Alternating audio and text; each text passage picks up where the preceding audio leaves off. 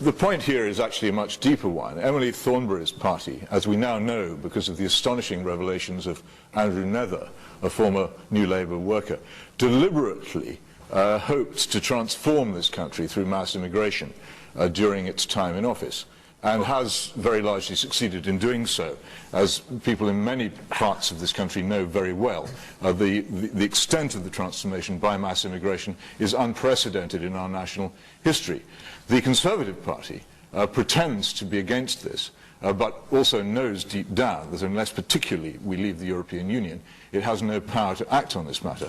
So every so often, word goes out from our Prime Minister, Mr. Slippery, to his ministers, to say, will you come up with something which sounds conservative, because we're losing too many votes to UKIP. And so out comes Eric Pickles with his stuff about problem families, and out comes Theresa May with her guidelines about immigration. I promise you, none of these things will happen. There will be no difference. The mass immigration will continue at its unprecedented levels. The country will continue to be transformed. If you're in favour of that, then that's fine. What my problem is, nobody was ever asked about whether we wanted this. And by the time we discovered that it had happened, it was too late to do anything about it. And I really do think people should be a little bit more discontented about that than they are. Okay. Thank you. Ted Heath was trying to move Britain into a more entrepreneurial society. A beginning of another stage in the construction of a new and a greater united Europe. Many took Heath's predictions at face value. But now it is possible to see evidence that Heath concealed the market's ultimate destination from the public. Back then, Europe's leaders were already making plans to merge all the economies and currencies of the common market countries.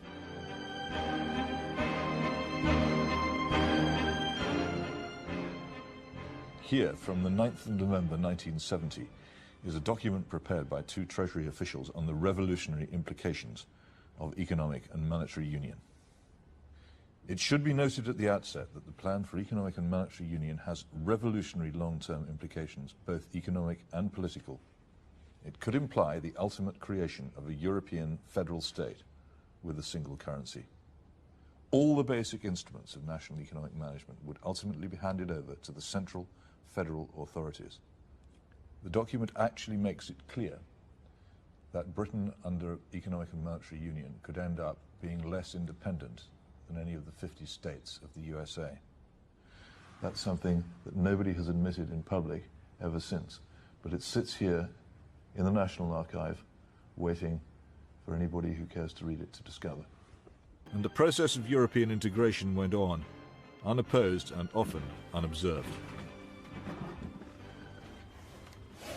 European law begins here with one volume, a special edition for 1972. Then year by year, a whole shelf for each year, stretching out. The 80s, more 80s, into 1990, more and more of it. Each year, taking over from where English law used to rule and replacing it. These shelves, now reaching right up to now, with volume after volume for each month now, instead of just for each year, will eventually stretch around this whole library. The European Union, for most of its members, is limited sovereignty, the semblance of nationhood without the reality. And within that, of course, once you no longer have the ultimate responsibilities of foreign policy and trade and defence and currency and all the rest of it, you can have a flag and a parliament and all kinds of symbols of nationhood. And you can consider yourself a nation when you're not really. And Britain shrank into that role, and Scotland grew into it. But what about the argument that, I mean, you've cited Lord Hazeltine as saying the nation states have had their day as power. He said it. And the argument is that nation states have been responsible for war. And if you remove that kind of nationalism, then you have peace on earth.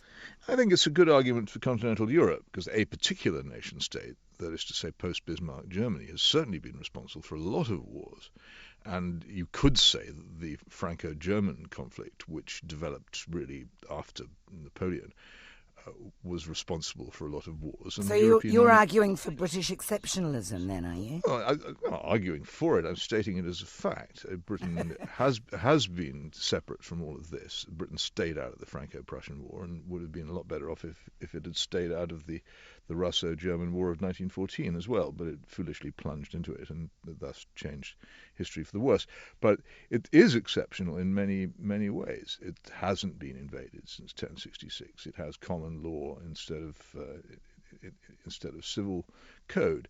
It is wholly differently governed and has a completely different history, and largely created by the fact that it's surrounded by deep salt water.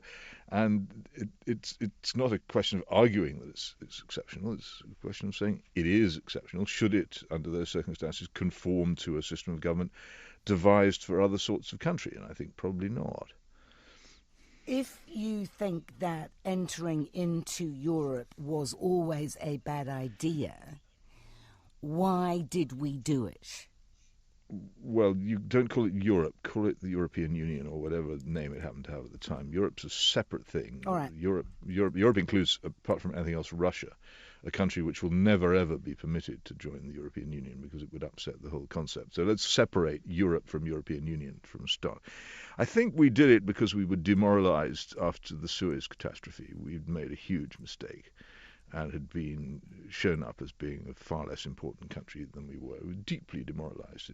It affected my family directly. It ended pretty much my father's career as a naval officer because that was the end of a big global navy in this country, and he was one of those people who suffered as a result of that, and many, many other people did as well. But the country generally felt thoroughly slapped in the face and was looking around for some other way of asserting itself as a medium-sized power. And I think quite a lot of people, particularly in the Conservative Party, thought that the then European community would be a good way of doing it. I think they were mistaken. But wasn't that a way to secure some kind of future for Britain, demoralised as it was? Well, it was a way of securing some kind of future. The question, as always, is was it the right kind of future, and were the better choices available? And apart from anything else, the European Union wasn't inevitable as the way of sorting out Europe's problems. As Christopher Booker describes, and indeed Hugo Young as well in their respective books on the subject, the Great Deception and This Blessed Plot, the whole thing began in a very idealistic concept of supranational institutions, very, very carefully and slowly and cautiously and subtly introduced, rather than what the original Council of Europe was supposed to bring about, which is cooperation among nations. And it's a wholly new thing in the modern world, the idea of real existing sovereign nations giving up that sovereignty to a supranational body, piece by piece, but voluntarily. And it's been a very difficult experiment, and not everybody has done too well out of it. The Europe which has been constructed for the purposes of the European Union is a Europe which pretty much stops at the Russian border, because it's quite clear that any political system in which both Germany and Russia try to coexist will be one in which they fight each other. So that's why all talk of Russia joining NATO after the collapse of the Soviet Union, or Russia joining the European Union, has been idle. It would completely unbalance these organizations if it came in. Its exclusion is implicit in the existence of them. And again, I can't see how else it can be managed. The difficulty is not so much in the exclusion of Russia, which is inevitable, but in whether the European Union readopts the general expansion towards the east that was the policy of the Germanic powers in Europe from about the 1880s, 1890s onwards. And that's the difficulty that's arisen in Ukraine. Exactly. And do you think, like, now the EU seems to have taken its foot off the pedal in terms of eastward expansion, but do you think that this is something that might happen again? Well, on the contrary, I think that the eastern expansion is a settled policy, and one of the problems in what's happened since 2014 has been that Ukraine might previously have been a non-aligned country which could pretty much indefinitely have stayed between the European Union and Russia and been neither in one camp nor the other. But the result of this has actually been that the truncated Ukraine, which came out of the crisis, is one which is very, very keen on a Western alignment and could, I think, never now be persuaded back into a non-aligned position. So I think the crisis has been made worse in the long term by what's happened and will continue. And there are remaining big problems in, say, for instance, Georgia and well, here is a difficulty. The Georgians very much want to be part of NATO and the European Union, and there are some people in NATO and the European Union and the United States who think that's a good idea. So the idea hasn't gone away, but it's very disturbing to Russia if this sort of thing is pursued. Do you think that the UK and Russia, in terms of geostrategic aims, are natural allies in that both don't want one country dominating continental Europe? Well, I think that's an old, forgotten British policy which we have no power to enforce any longer. Whatever balance of power exists in Europe is these days enforced and policed by the United States, not by Britain. We don't have any real ability to alter these things, and we haven't had any for some long time. I don't know. It hadn't really crossed my mind. Russia, I think, generally operates on the basis that there will always be a threat to it from every direction, which is why that there is no positive word for safety in the Russian language.